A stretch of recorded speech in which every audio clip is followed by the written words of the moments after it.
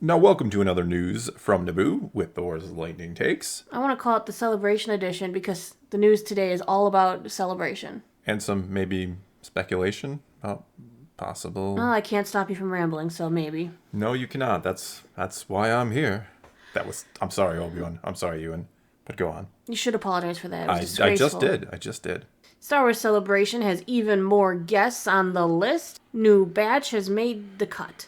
From The Mandalorian, we have Carl Weathers, aka Grief Karga, Katie Stackoff, who played Bo-Katan, Craze, Emily Swallow, the Armorer, and also we have the one and only, or the many, D. Bradley Baker, who The army. voices all of the clones. He is the army. Though- Yeah. I am the army.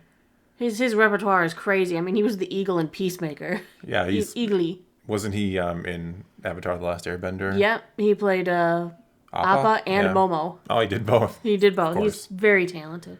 We also have Amy Allen, who played Aya Sakuya, Michelle Ang, who voices Omega,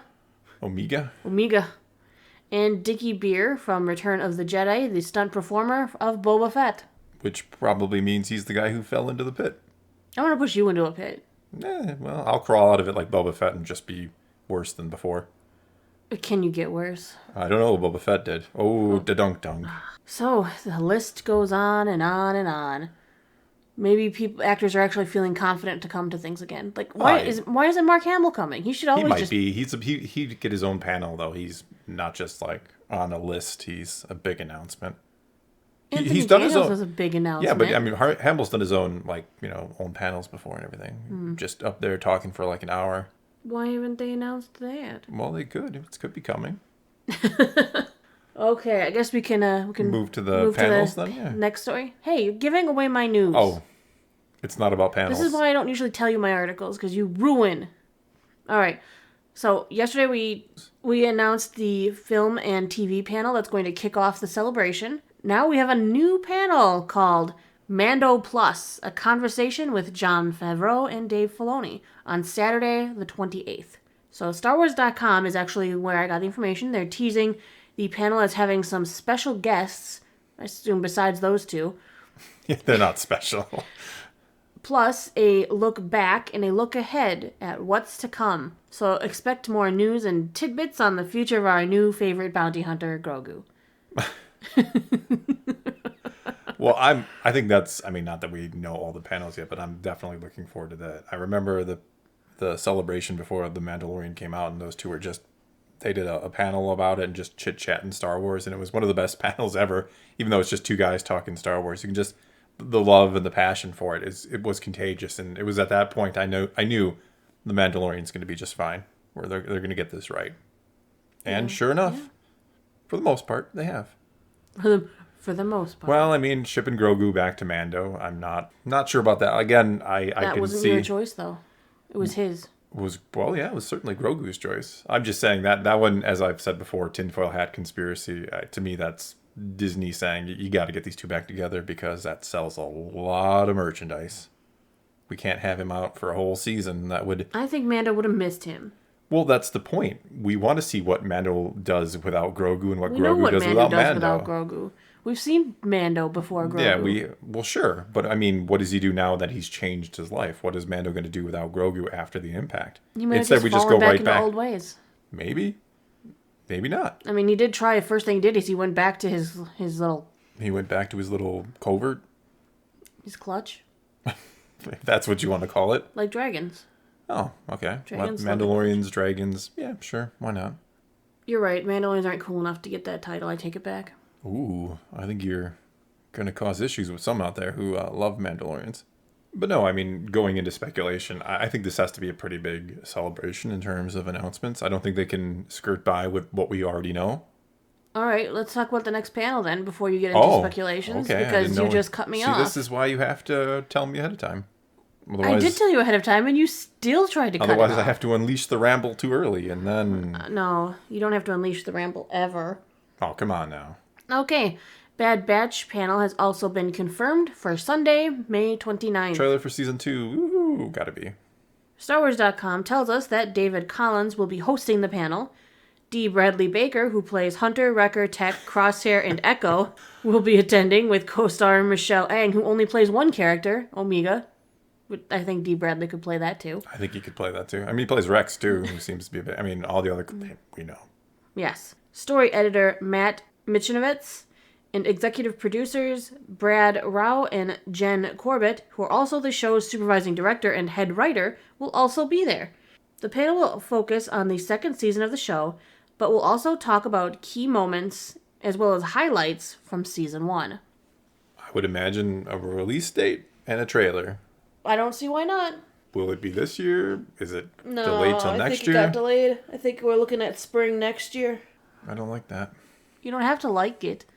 I was really hoping we would get, Obi-Wan and/or Bad Batch, Mando season 3, a nice little progression, and then Ahsoka sometime next year after that, and then another Bad Batch, and then second breakfast.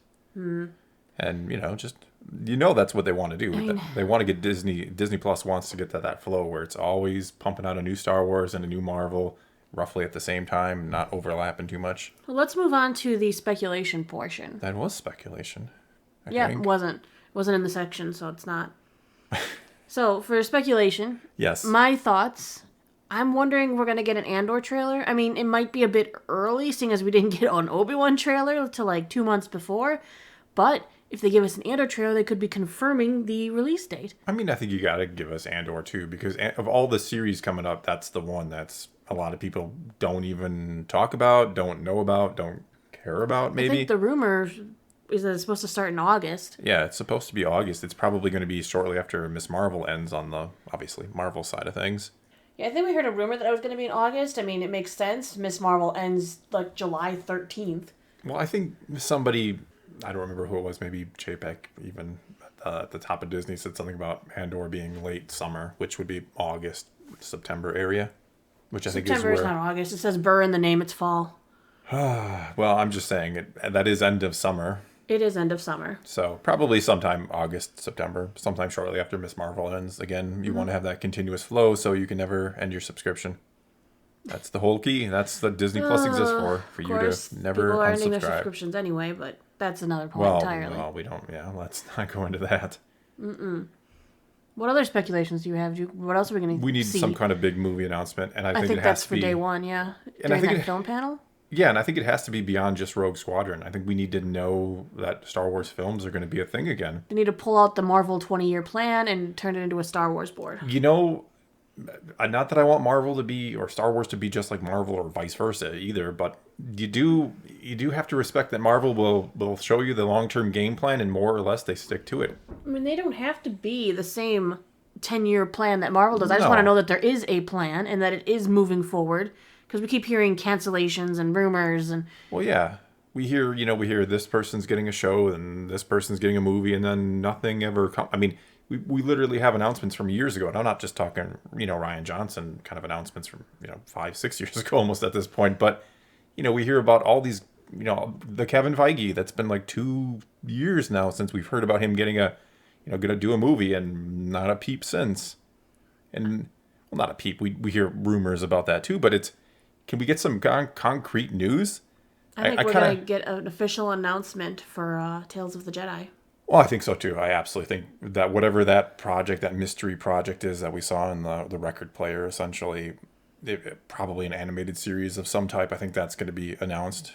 But, I mean, sticking with the movies for a second, they have to give us something. And like I said, it has to be beyond what we know is coming. Just Rogue Squadron giving us an update on that is going to be... That's going to kind of fall. Well, yeah, I mean, it could be good. I'm not saying boring, idea for a film. Maybe not the best idea. I think it would be a great series. It's boring based on anything else. Yeah, I mean, I think Rogue Squadron would be a great series based on the books, comics, games, and all that. I don't know about turning it into a movie, but we need something else. We need to know that you guys are doing something with... I mean, Star Wars was and is a film franchise, right? That's where it started. That's where a lot of people still want to see it. Let's... remind us that, it is still a film franchise. Give us something. What else do you think we're going to hear about? Well, I mean, obviously we're going to get a slew of new book announcements. Yeah, we'll get book all kinds of... Hasbro will give us a bunch of action figure announcements. Yeah, I don't know. The year we were there in 2019, they gave us, nothing. That was very disappointing. But, I mean, I think we'll get another probably allude to other series coming. Maybe we'll get updates on like the Lando series. Certainly updates on Ahsoka. I mean, the Lando series we had, Donald Glover maybe a week ago at this point, kind of making it sound like he wasn't even doing it still, and yet at the same time maybe saying he was about to. He gave another non-answer. Yeah, he gave a real non-answer. Like, yeah, I do projects all at the same time, and I don't know if that's. I don't remember exactly what he said, but it was like, huh? Is he saying it's not happening or it's happening soon? I couldn't really tell from his answer. He said all and above, yes. Yeah, so maybe we'll get an update on that, and certainly something new will be announced. Maybe we got to see something on the Acolyte too, right? That's been rumored to be in production, and I don't know. I mean, I feel like we need a game plan, like that's what something I said. besides.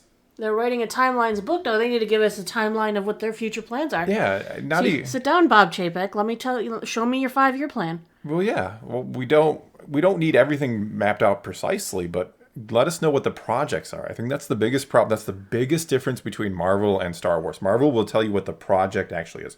We're going to give you a Fantastic Four movie, or we're going to do X-Men, or this. And whereas Star Wars is always like, yeah, we hired this guy, and he's they're going to do something eventually. Yeah. Or we hired her, and she's going to... 8 people, they're going to do a movie. Yeah, that's the thing. Like, we always hear about who they're hiring. We never hear about what the projects are, which always makes me feel like, whereas, with Marvel, they have an idea of what they want to do before they hire people. With Star Wars or Lucasfilm, it's always like, well, let's just get this person and hope they can figure something out. Yeah, it's really weird. It's like they hire a director and expect them to make the movie entirely. Yeah, like they have no say in it. They're just hoping... Tell me what characters you want to do. Tell me what time period you want to do it in. Okie dokie. Let's just check the timeline. Sure, I don't think it conflicts with anything. Go. Well, yeah, it just gives you the impression that nobody at Lucasfilm actually knows what to do with Star Wars. It's like this, just hopefully we can hire somebody who can figure it out for us, even though there's people out there who I think could just take this franchise and, there's Dave Filoni, possibly. Somebody out there who could just take the helm of this franchise and just start mapping these things out. Or let Favreau. Or let them both. I mean, look what they've done for the Mandoverse so far. I mean, Book of Boba Fett, arguably a bit of a misstep in the minds of most, but let somebody in there who has an actual vision for the franchise. And, it baffles me that they don't seem to have that kind of leadership in place, that they don't have a Kevin Feige who's just, knows what's going to work ahead of time. I mean, how many missteps has Feige made? I mean, if we're being completely honest, I know there's people who don't like certain parts of the MCU or certain films, but he doesn't really make mistakes. No, even the ones that people say they don't like still do really well and are still loved by a lot. Yeah, he has really, there's no real flop in the MCU in the MCU, roster there. Mm-hmm. So, I don't know. In Star Wars, the only flop with Black Widow is that the movie should have come out sooner. It should have come out sooner. It should have been... That's like the biggest problem with it. I really think it should have been a Black Widow Hawkeye film set between, about Ronin, set between Endgame and, put that where Captain Marvel was and then save Captain Marvel for Phase 4. I just think they went about that all backwards. And that's just an opinion. I mean, it all worked out, didn't it? They still made... At least Captain Marvel made a ton of money. Black Widow less so, but that was like one of the first post-pandemic releases. Many people will hate me for saying it. I don't think Captain Marvel's a bad movie.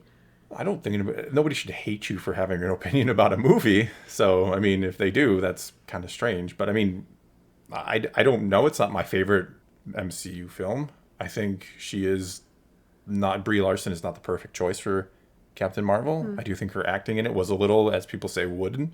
Right. And I won't argue with that. I mean, I feel like maybe plot-wise it was supposed to be. It was a person without a memory trying to find themselves.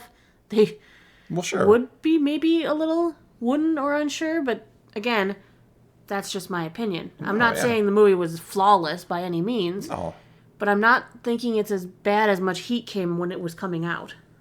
No, I agree. It was all...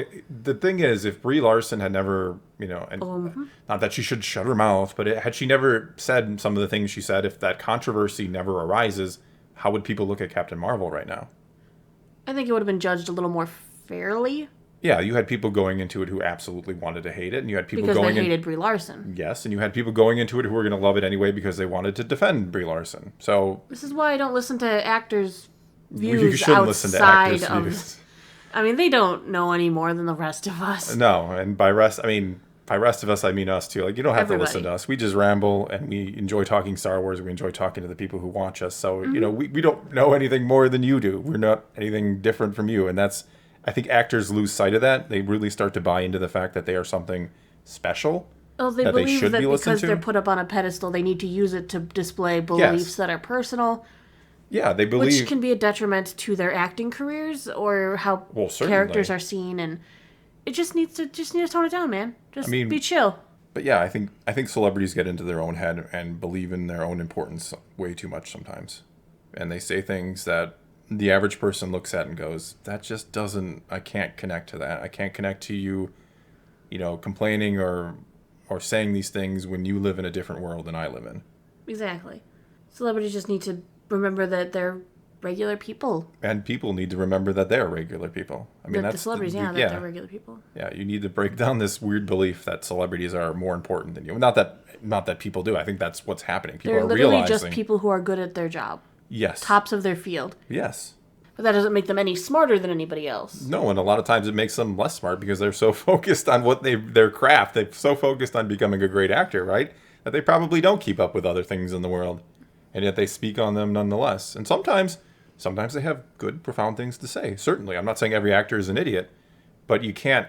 We put so much, both ways too. We put so much credibility in them and then want to tear them down at the same time. Like, just remember, they're just a person with an opinion one way or the other.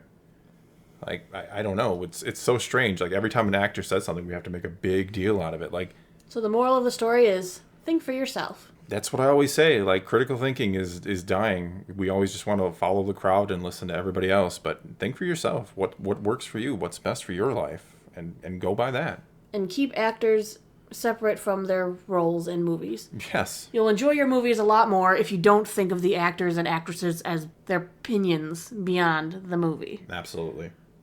All right. I think we've officially rambled a lot longer than we thought we would. You have. Thank you very much for watching all this, if you made it that far, or have made it this far.